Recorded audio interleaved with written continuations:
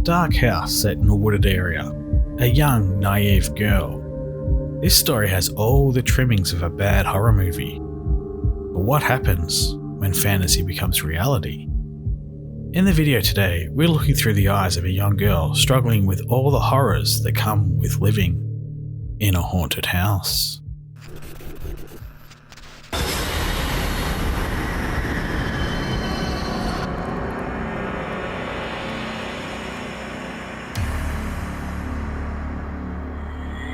This story and the background surrounding it is going to sound mildly insane, but I ask that you please try to keep an open mind. Growing up, I've always been more spiritually in tune than what could be perceived as normal. As I've gotten older, that hasn't changed. I can go into so many stories about this, such as dreams I've had that came true, cases of sleep paralysis in which I've seen and felt things, an encounter with what I believe to be a demon, and so on. But for this post, I'm going to start off with my earliest and most prominent memory of living in a haunted house for a year and a half. If anyone is interested, I will tell my other stories too. But for now, to the haunted house. I was 12 at the time. My family had moved into a house built in the 1930s, set up in a neighbourhood of matching and equally old houses in a long, straight street. It was a fairly dark neighbourhood with tall trees. Truth be told, it was almost a cliche horror setting. But being a sheltered Catholic girl, I didn't think of it that way. I was excited to live in this new house and make new friends. The first day in the house was relatively normal. The movers would arrive the next day with all of our respective furniture. So for that day, we had our mattresses, some plates, utensils, and food. I wasn't really bothered by the house at first, or maybe I was too blinded by excitement to really notice things. But this changed when night came. I went to my empty room where my mattress was, as well as a few personal items laid out, and started to make my bed. The layout of the room was fairly simple. My bed is in the right corner of the room, with the doorway right across from it. My closet was on the wall my bed was pressed to, so I could see its trim and outline from my bed. But not inside of it, if that makes sense. The closet also had a door. For whatever reason, the closet bothered me. Even the first day. I can't explain it. I didn't bother putting my clothes away, as I was too uncomfortable with it. But I also couldn't shut the closet door. I didn't want to go near it. Even if it meant giving myself comfort by not having it open. I can't explain it. It gave me bad vibes. But being 12, I shrugged it off as standard anxiety.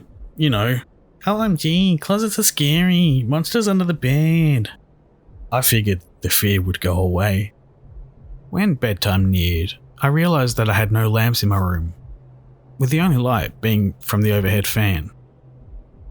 The thought of being in the room in total darkness left me with a bad, terrible feeling. So I decided that I would sleep with my door open and the hallway light on. I didn't want my parents to assume I was being babyish, so I justified it in case I woke up and needed to go to the bathroom, get water, etc. I didn't know the layout of the house, and I didn't want to fumble in the darkness to turn my light switch on. Parents understood, so great.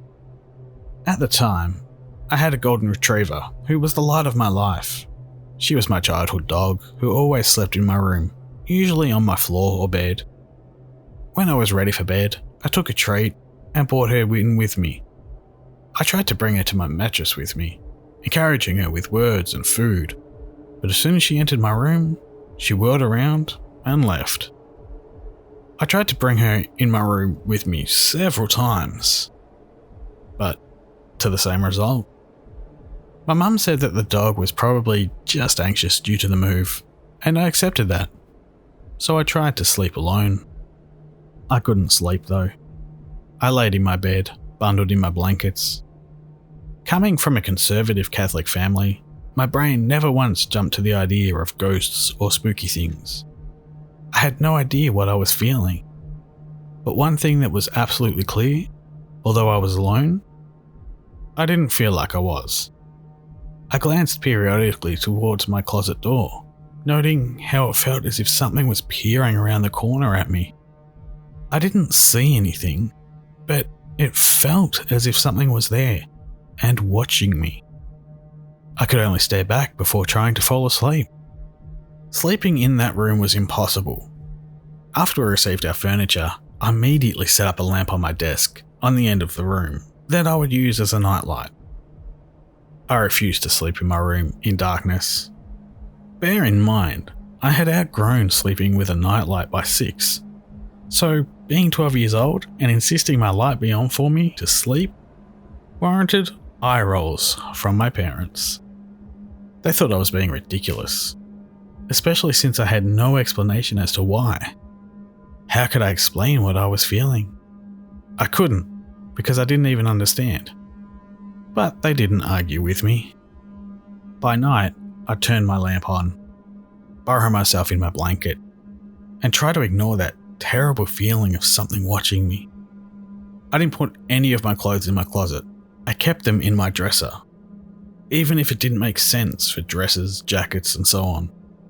I put a Harry Potter poster on the door to make it friendlier, as if a protective barrier to provide comfort. I remember one night I was laying on my side, staring at the wall. I was curled and bundled in my blankets, in my safe burrito form, only my face peeking out so I could breathe. For whatever reason, something compelled me to look up, so I did. In a slow, almost leisurely movement, I saw the shadow of what looked to be a person move across the wall. I didn't process it fully at the time. I tried to justify it in the moment as being the fan's shadow. But as an adult, I look back and shudder, recalling the distinct features of a nose, a chin, and a hunched back. Another night, curled in my bed, I thought I saw movement at the end of it. A shadow, really, ducking downwards. I don't know what compelled me to do this, honestly. Maybe 12-year-old me was brave, or an idiot, but I pulled myself out of my burrito form and moved across my bed to peer down the end of it, as if I would see some person hunched there, or my dog, or anything. I saw nothing, of course, but the shadow was so distinct and so dark, I knew something had been there. I curled back into my blankets and tried to sleep. One other night, this time not in my room, I went to my parents' bedroom to receive some cough medicine from their cabinet, when I heard something so distinct that it gave me pause. There was a tap from inside the walls. This took me off guard, so I turned and looked to the wall where it was coming from. The tapping persisted, quiet and slow at first, but gradually began to build up in sound. This may sound ridiculous, but I'm willing to put my hand on a Bible and swear on my soul. But I saw the walls move, as if something was pressing against it. It slithered up the wall and into the ceiling, as if trying to break out, and as if the wall were made of softer substance. I began to sob and ran downstairs. My dad was away on a business trip, and my mum was asleep on the couch. She had taken NyQuil because we were both sick, so she passed out cold. I tried to shake her awake, begging her to wake up, telling her I believed someone was upstairs. She wouldn't budge. I ran upstairs back to her room, and the horror persisted. I don't know what compelled me to do it, but I ran into my parents' bed and burrowed under the covers. I could have ran, but being in my room was no comfort, and I was afraid of every other room in the house. I stayed under the covers until the tapping stopped. Then I dragged my dog into my room with me and shut the door. She cried and whined the whole night, sometimes pawing at my door, but I was too afraid of being alone I cried myself to sleep that night. Something lived in that house. I don't know what it was, or if there was more than one thing, but when I reflect on living in that place, I also reflect on how every night was a hellish nightmare, and how every sleepover at a friend's house, away from it, was a breath of fresh air. Moving from that house gave me great relief. We moved into a new home for a while that was beautiful and bright, and I slept like I had never slept before that first night, safely and with relief. My dog slept in my room with me, willingly too. But that old house, I will never, ever forget it, and its other occupants. Is this a case of a child's imagination going wild, or a genuine haunting? What was behind the walls causing them to move that way? Or was this some sort of hallucination caused from being ill? As always, I'll leave it for you to decide. If you enjoyed this video, please do give it a thumbs up below and subscribe for new videos twice a week. And as always, thank you for watching. And remember, it's always scarier when it's real. Good night.